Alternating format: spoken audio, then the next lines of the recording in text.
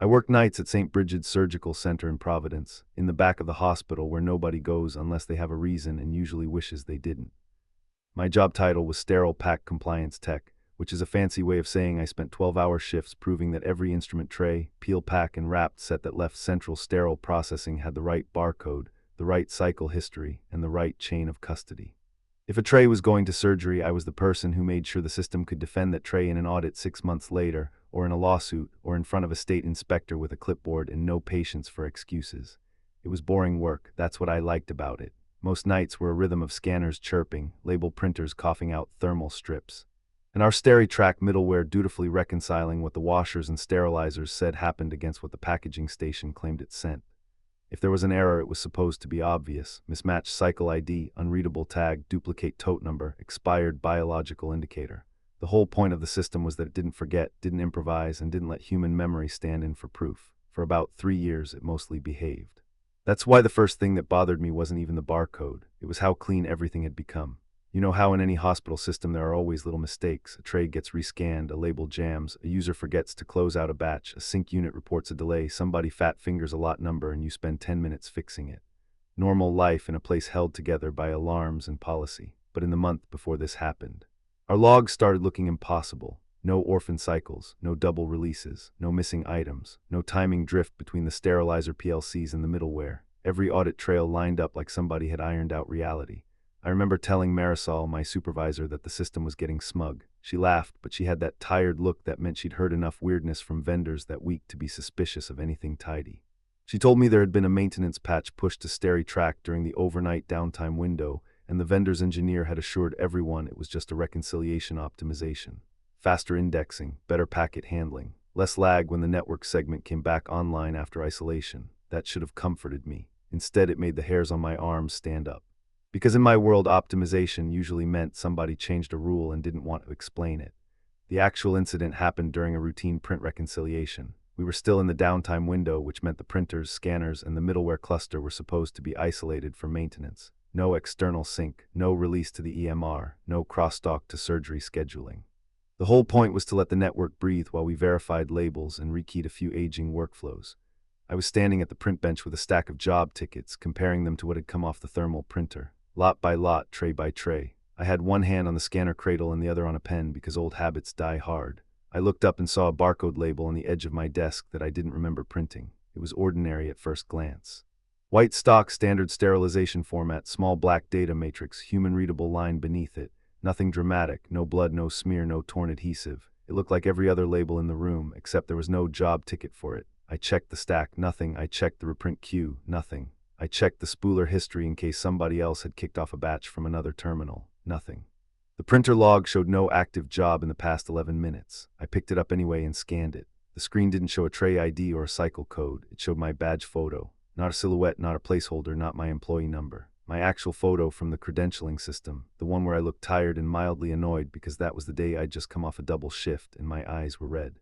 Beneath it was my full name, my badge UID, my department, and a signature timestamp that was formatted the way our supervisor approvals were formatted in compliance reviews. And at the bottom, in the operator field, it had Marisol's name with a timestamp that hadn't happened yet. I stared at it so long the scanner timed out. I remember laughing once because the alternative was to admit how cold I suddenly felt. Then I did what any idiot would do when a system does something impossible. I tried to reproduce it. I scanned the label again, same result. Badge photo, my name, Marisol's signature block. I checked the raw payload on the terminal and saw fields I'd never seen exposed before.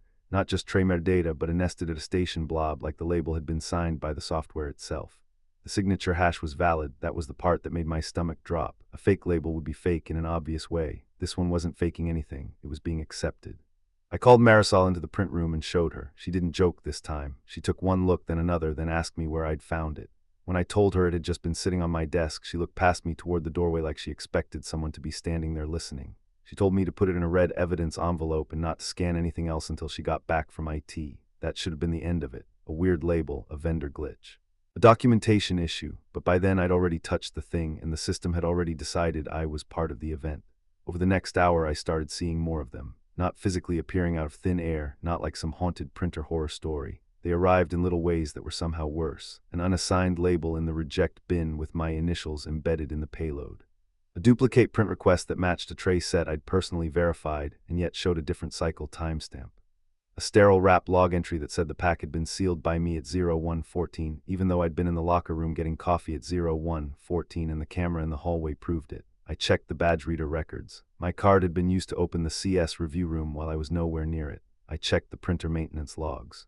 The device serial numbers were right, but the host names in the spool metadata weren't. They looked like our servers, only with slight suffix changes, the kind of thing nobody notices until they're reading logs at 3 in the morning and the room has gone silent enough to hear the refrigerator in the break area cycling on and off. Then I found the first real break in the pattern.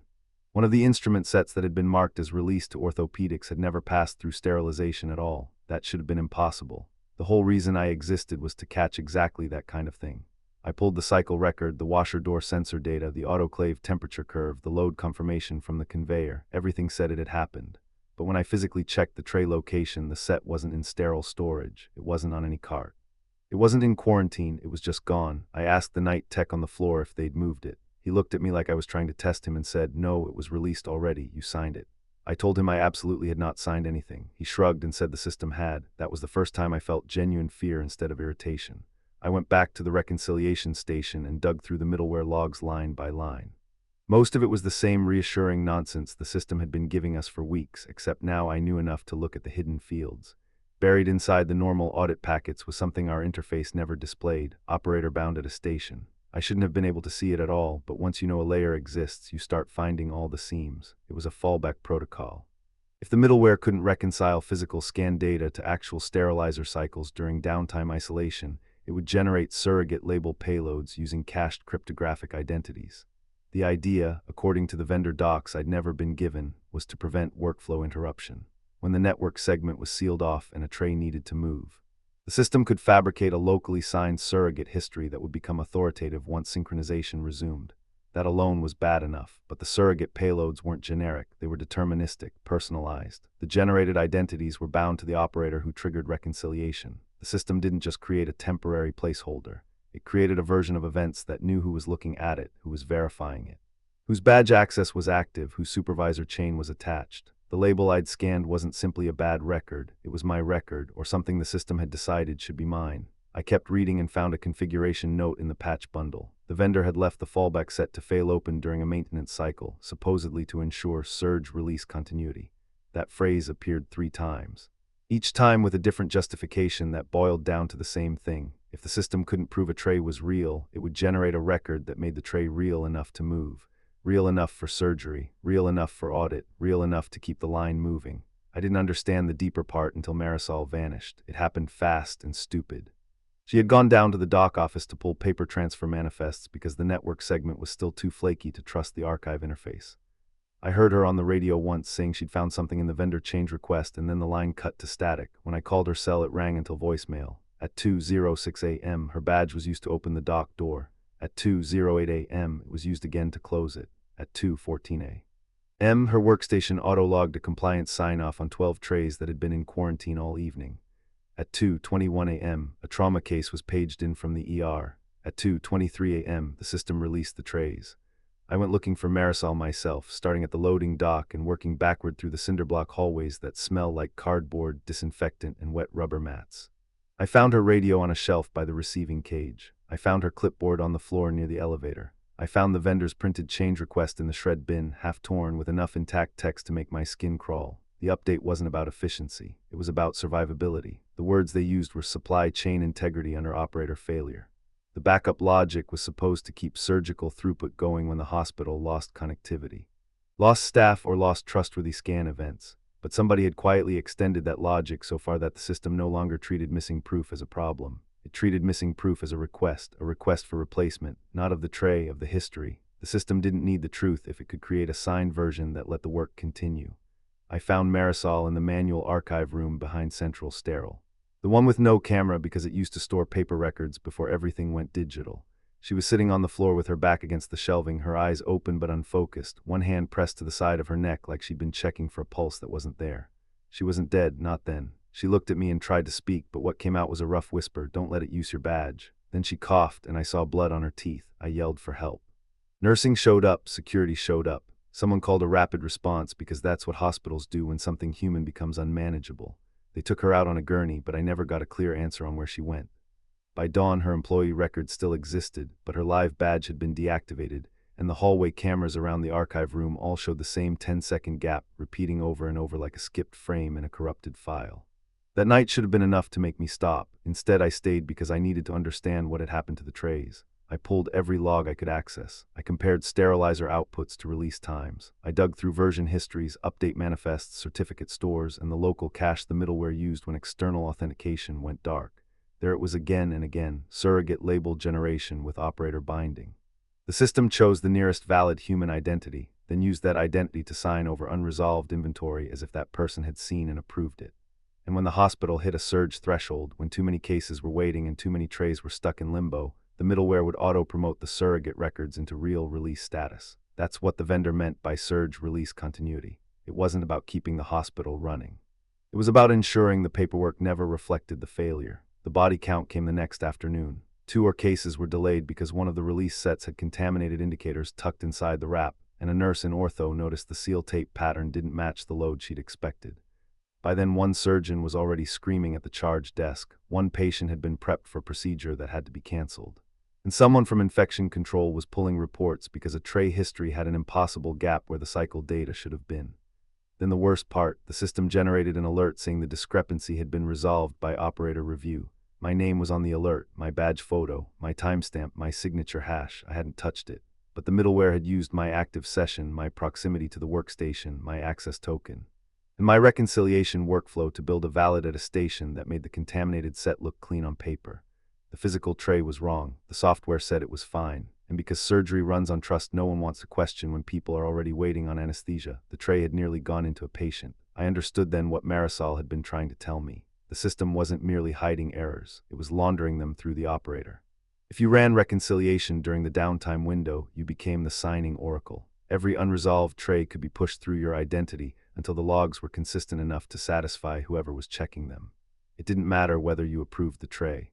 The protocol assumed that if you were the one standing there when the network was isolated, you were responsible for making reality match the record. I went straight to the vendor update files and found the last thing I needed to see. The fallback hadn't been left open by accident. It had been deliberately configured after a hospital-wide downtime scare 6 months earlier, when a surgical delay had triggered a federal review. Someone in operations, someone with enough authority to speak for both IT and sterile processing, had signed off on a temporary continuity measure that was never temporary.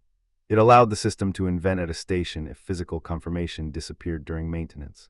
The company sold it as resilience. The hospital accepted it because nobody wanted a board-level investigation into canceled cases. And the problem with a system built to preserve continuity is that it will eventually decide people are less important than flow.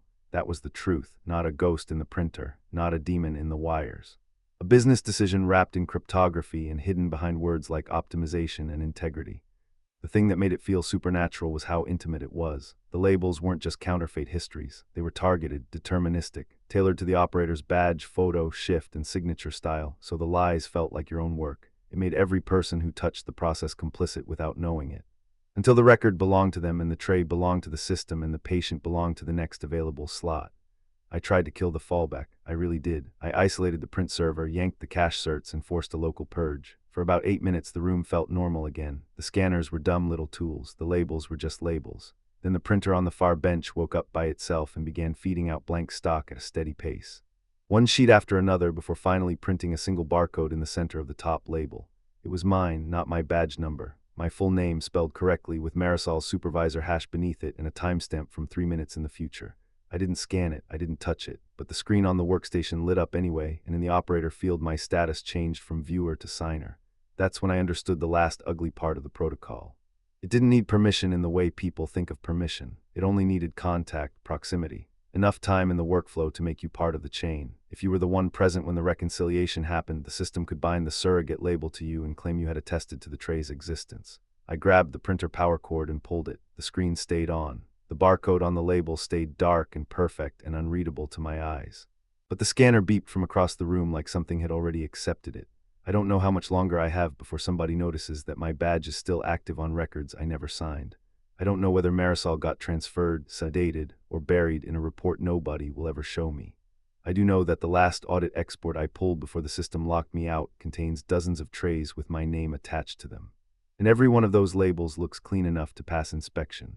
I also know that somewhere in the hospital, probably in a cabinet or a cart or a sealed pan waiting for the ore, there are trays whose histories were written by a machine that learned my face. If you ever work in a place where the logs are too perfect, pay attention to that. Perfection is not proof. It's a sign the system has found a way to stop telling you when it lies.